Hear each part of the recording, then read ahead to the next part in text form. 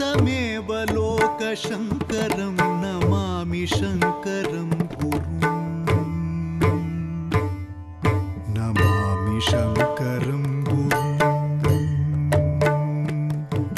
नमामि शङ्करं गुरुं।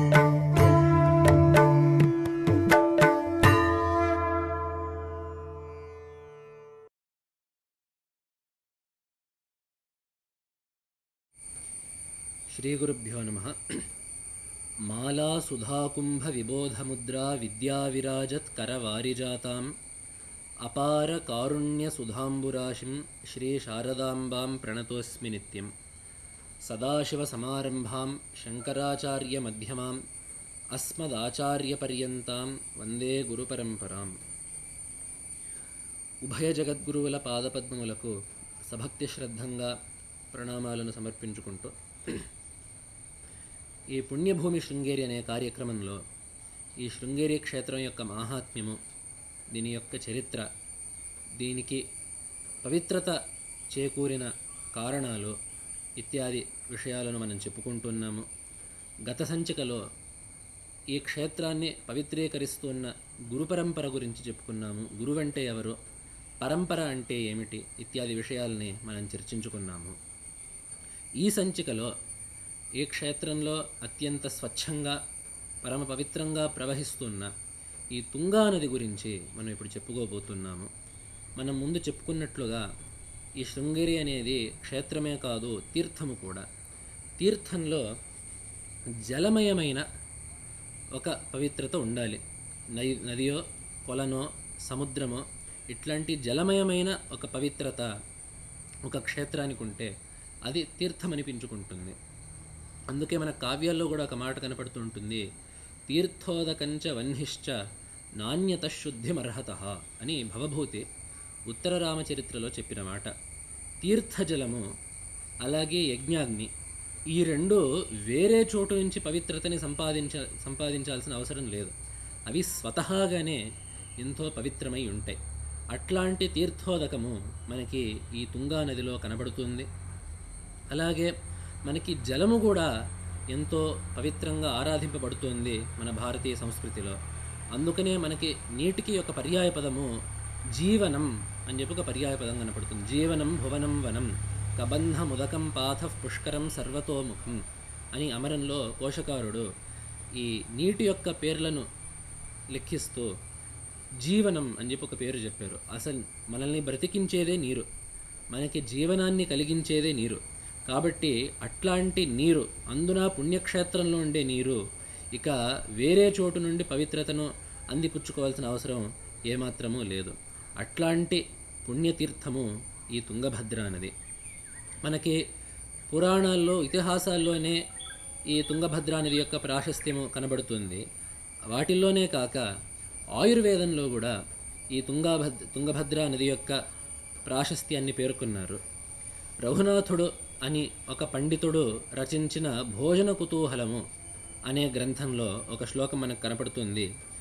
తుంగభద్రా జలం స్నిగ్ధం నిర్మలం స్వాదుదం గురు కండోపిత్తాశ్రదం ప్రాయః సాత్మ్యే శైత్యకరం పరం అని చెప్పి. ఈ తుంగభద్రాజలం ఎట్లాంటిదంటే సాత్మ్యే, దాన్ని తాగినట్లయితే శైత్యకరం పరం, మనకి చలవ చేసేది. అలాగే ఇంకా ఈ శ్లోకంలో ఎన్నో ఆరోగ్యపరమైన ఉపకారాలు ఈ తుంగభద్రా నది వల్ల మనకు కలుగుతాయి అని చెప్పబడి ఉంది. కాబట్టే మనకి లోకంలో ఒక నానుడుంది, గంగా స్నానం తుంగా పానం అని చెప్పి. ఎలాగైతే గంగా స్నానము అత్యంత సమర్హణీయమైనదో, అత్యంత గౌరవనీయమైనదో, అత్యంత పవిత్రమైనదో, అదేవిధంగా తుంగభద్ర జలాన్ని సేవించడము, ఆ జలాన్ని పానం చేయడము అత్యంత పవిత్రమైన కార్యము అనేది మనకు తెలుస్తుంది. అదేవిధంగా ఈ తుంగభద్రా నదికి శృంగేరికి అత్యంత అవినాభావమైన సంబంధం ఉంది. మనందరం చూస్తూనే ఉన్నాము, అమ్మవారికి నరసింహవానికి మధ్యలో ఆ తుంగా నది ఈ క్షేత్రంలో ప్రవహిస్తుంది. అందుకనే జగద్గురు విద్యారణ్య మహాస్వామి వారు కూడా వారి శంకర దిగ్విజయంలో ఒక శ్లోకం రాస్తారు. భగవత్పాదులు ఈ క్షేత్రానికి విచ్చేసినప్పుడు సంస్పర్శమాత్రేణ వితీర్ణ భద్ర విద్యోతతే యత్ర చ తుంగభద్ర అని చెప్పి ఒక మాట అన్నారు. ఎక్కడైతే తనని ముట్టుకున్న వారికి సర్వ మంగళాలను ఇచ్చే తుంగభద్ర ఉందో అట్లాంటి శృంగేరి క్షేత్రానికి భగవత్పాదులు వచ్చారు అని చెప్పి అన్నారు.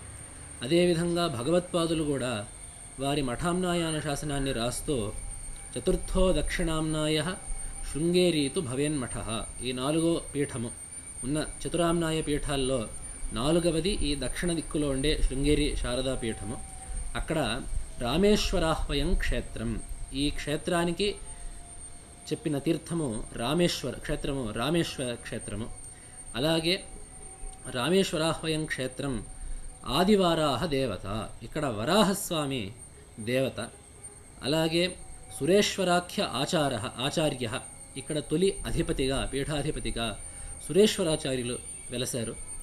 అలాగే తుంగభద్రేతి తీర్థకం, ఈ మఠం యొక్క తీర్థం ఏమిటి అని చెప్పంటే ఈ తుంగభద్రా నదియే, తుంగభద్రేతి తీర్థకం అని చెప్పన్నారు. అయితే మనకి ఇక్కడ సంశయం కలగచ్చు, ఈ క్షేత్రంలోనే వారి అమ్మవారిని ప్రతిష్ఠించారు, ఆది వారాహ దేవత అని చెప్పి భగవత్పాదులు ఎందుకన్నారు, వరాహస్వామికి ఈ క్షేత్రానికి సంబంధం ఏమిటి అని చెప్పంటే అసలు ఈ తుంగానది పుట్టిందే ఆ వరాహస్వామి వల్ల. దీని యొక్క ఐతిహ్యము మనకి పురాణాల్లో కనపడుతుంది. భాగవతంలో వరాహస్వామి యొక్క అవతారాన్ని ఎంతో దివ్యంగా వర్ణించారు వ్యాస మహర్షి.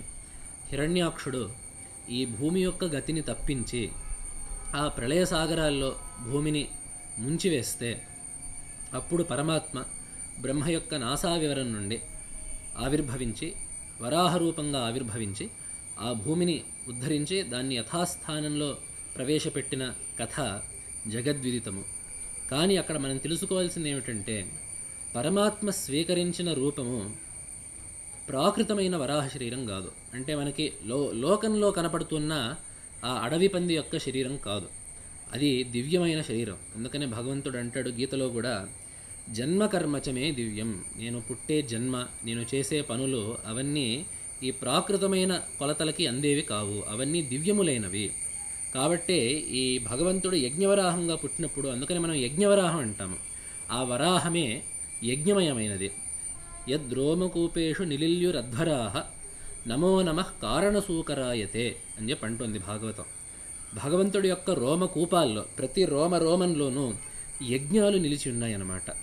ఆ భగవంతుడి యొక్క ప్రతి ఒక్క వెంట్రుక కొసలో ఒక్కొక్క యజ్ఞం, ఒక దగ్గర సోమయాగాలు, ఇంకో దగ్గర పాకయాగాలు, ఇంకో దగ్గర హోమాలు, ఇంకో దగ్గర వేరే అగ్నిహోత్రాలు, ఇవన్నీ కూడా భగవంతుడి యొక్క రోమాల్లోనే ఉన్నాయి ఆ అవతారంలో.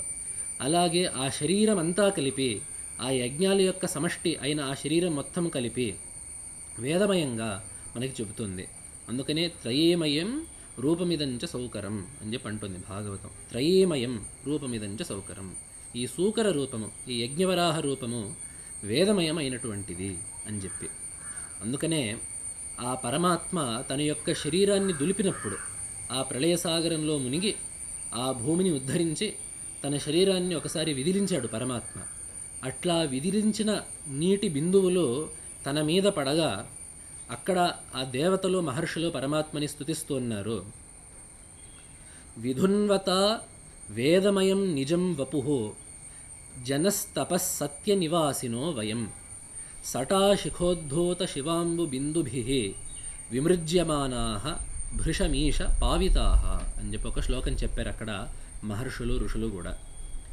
ఏమిటి దీనికి అర్థం అని చెప్పంటే, వేదమయం నిజం వపుః విధున్వత, ఓ పరమాత్మ, వేదమయమైన నీ శరీరాన్ని నువ్వు విదిలించినప్పుడు అప్పుడు సటాశిఖోద్ధూత శివాంబు బిందుభిః విమృజ్యమానాః, నీ యొక్క జోలు అంటే ఆ అడవి పంది యొక్క ముఖం చుట్టూరు ఏ ఆ రోమ సముదాయం అయితే ఉంటుందో దాని నుండి ఎగసిన ఆ శివాంబు బిందుభిః, ఆ అత్యంత పవిత్రమైన నీటి జల్లు చేత విమృజ్యమానాః, కడగబడిన వారమై, వయం భృషమీష పావితాః, మేము అత్యంత పవిత్రులమై, జనస్తపస్సత్య నివాసినో వయం, మేము జనోలోకము, తపోలోకము, సత్యలోకము మున్నైన ఉత్తమ లోకాల్ని మేము పొందుతున్నాము అని ఆ దేవతలందరూ మహర్షులందరూ కూడా పేర్కొన్నారు.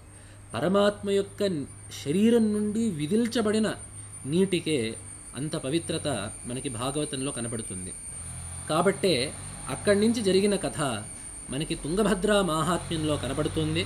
ఆ తుంగభద్రా మాహాత్మ్యంలో అటుపై జరిగిన కథను చెప్తున్నారు. నిక్షిప్య భూమిం జలధో యథావత్ శ్రమాన్వితో వేదగిరింజగామ తదంగజస్వేదజలం ప్రభూతం దంష్ట్రాశ్రితం పుణ్యనది బభూవ అని చెప్పన్నారు. పరమాత్మ ఆ భూమిని యథాస్థానంలో ప్రవేశపెట్టి మళ్ళీ కొద్దిగా ఆ పని వల్ల కలిగిన శ్రమతో సహ్యపర్వత మాలికలో వేదగిరి అనే ఒక పర్వతానికి వచ్చి అక్కడ విశ్రాంతి తీర్చుకున్నాడు, అక్కడ సేద తీరాడు పరమాత్మ అని చెప్పింది. అప్పుడు ఆ తదంగజ స్వేదజలం ప్రభూతం, ఆ పరమాత్మ శరీరం నుండి ప్రవహించిన ఆ స్వేదజలం, ఆ చెమట దౌష్ట్రాశ్రితం, పరమాత్మ యొక్క ఆ ఇరు కోరల నుండి, ఆ రెండు దౌష్ట్రల నుండి ప్రవహించి పుణ్యనది బహువ, ఒక పుణ్యనదిగా మారింది అని చెప్తుంది. వారాహ వామదౌష్ట్రాత్తు తుంగా తుంగఫలప్రదా సముద్భూత నృపశ్రేష్ఠ భద్రా దక్షిణ దౌష్ట్రత అని.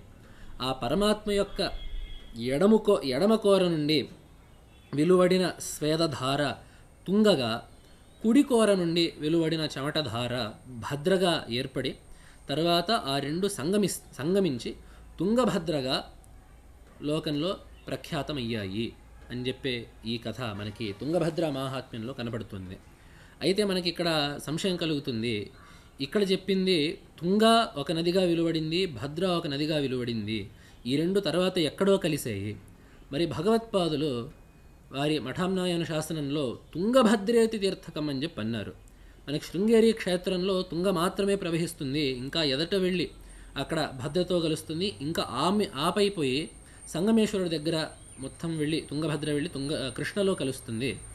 కానీ తుంగభద్రేతి తీర్థకం అనే మాట ఎలా సంగమిస్తుంది ఇక్కడ? ఈ తుంగభద్రేతి తీర్థం అనే మాట ఎలా కుదురుతుంది అని చెప్పంటే తర్వాత అక్కడే పురాణంలో చెబుతున్నారు.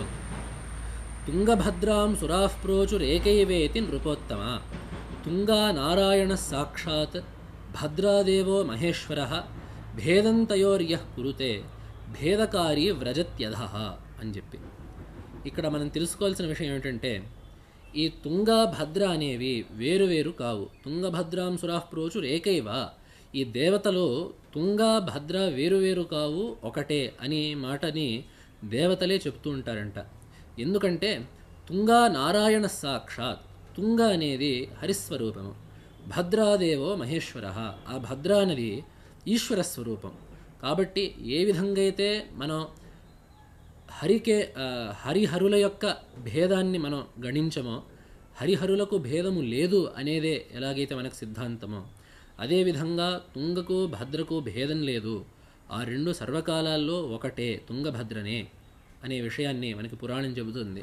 పైగా ఎలాగైతే హరిహరుల మధ్యలో భేదం చూడడము నిరయానికి హేతువో మనకెన్నో పురాణాలు చెబుతున్నాయి.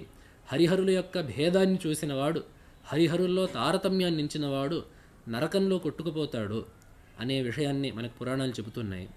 కావున హరిహర స్వరూపాలైన తుంగా భద్రల యందు కూడా భేదాన్ని చూసేవాడు భేదకారి వ్రజత్యధః, వాడు అధోగతి పాలవుతాడు అనే ఒక మాట ఉంది. వెరసి తెలుసుకోవాల్సింది ఏమిటంటే హరిహర అభేద దృష్టిని కలిగి ఉండాలి, అదేవిధంగా తుంగభద్రల యందు అభేద దృష్టిని కలిగి ఉండాలి అనే విషయాన్ని మనకి పురాణం చెబుతుంది. కాబట్టి అట్లాంటి అతి పవిత్రమైన తుంగా నది ఈ శృంగేరి క్షేత్రంలో ఉంది. మనం చూసాము పరమాత్మ యొక్క ఆ వరాహ రూపంలో ఉండే పరమాత్మ విదుల్చుకున్న నీళ్లే ఆ ఋషులకి దేవతలకి అంత పవిత్రతని కలిగించాయంటే సాక్షాత్తు ఆ పరమాత్మ శరీరం నుండి వెలువడి ప్రవహించిన నీటి ధారకి ఇంకెంత పవిత్రత ఉంటుందో మనం ఊహించుకోవచ్చు. అట్లాంటి తుంగభద్ర ఈ క్షేత్రంలో స్వచ్ఛమై ప్రవహిస్తుంది. కావున ఈ శృంగేరి క్షేత్రమై అలరారుతుంది. అలాగే ఈ తుంగభద్ర నామము కూడా ఈ నది తనలో మునకలిడే వారికి, తనలో నిమజ్జనం చేసే వారికి చేసే ఉపకారాన్ని చెబుతోంది.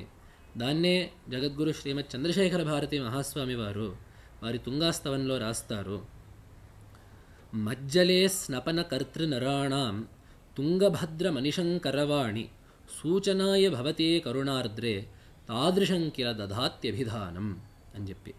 ఓ తల్లి, నువ్వు తుంగభద్ర అనే పేరును ధరించావు. ఎందుకు అని చెప్పంటే మజ్జలే స్నపనకర్తృ నరాణాం, నా జలంలో స్నానమాడే వారికి, నా నీటిలో తానమాడే వారికి తుంగభద్రం అనిశంకరవాణి. తుంగము అంటే అత్యంత ఉన్నతమైనది, భద్రము అంటే మంగళం. నా జలంలో స్నానం చేసిన వాళ్ళకి అత్యున్నతమైన మంగళాన్ని నేను కలిగిస్తాను అని తెలియజేయడానికి సూచనాయ తాదృశంకిల అభిధానం దధాతి భవతి. కాబట్టి అట్లాంటి పేరునే నీవు ధరించావు అనే మాటని ఆ జగద్గురువులు ఆ స్తోత్రంలో పేర్కొన్నారు.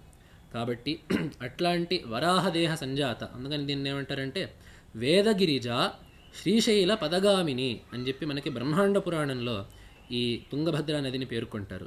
వేదగిరిలో పుట్టి కృష్ణలో కలిసి శ్రీశైలముఖంగా ప్రవహించేది ఈ తుంగభద్రా నది. అట్లాంటి ఈ తుంగభద్రా నది ఈ శృంగేరి క్షేత్రంలో ప్రవహిస్తుంది. ఈ శృంగేరి క్షేత్రాన్ని భూషిస్తుంది. ఆభరణాన్ని రత్నం భూషించినట్టుగా జగద్గురు పరంపరచే, శారదాంబ సాన్నిధ్యముచే, ఎన్నో మహర్షుల యొక్క తపస్సుచే పవిత్రతమైన ఈ క్షేత్రాన్ని ఈ తుంగభద్రా నది భూషిస్తుంది అనేది మనకి పురాణాల ముఖంగా తెలుస్తున్న విషయం. ఇక మనం ఇకపై చెప్పుకోవాల్సింది ఇది కృతయుగం యొక్క కథ. ఈ వరాహస్వామి యొక్క కథ కృతయుగం యొక్క కథ.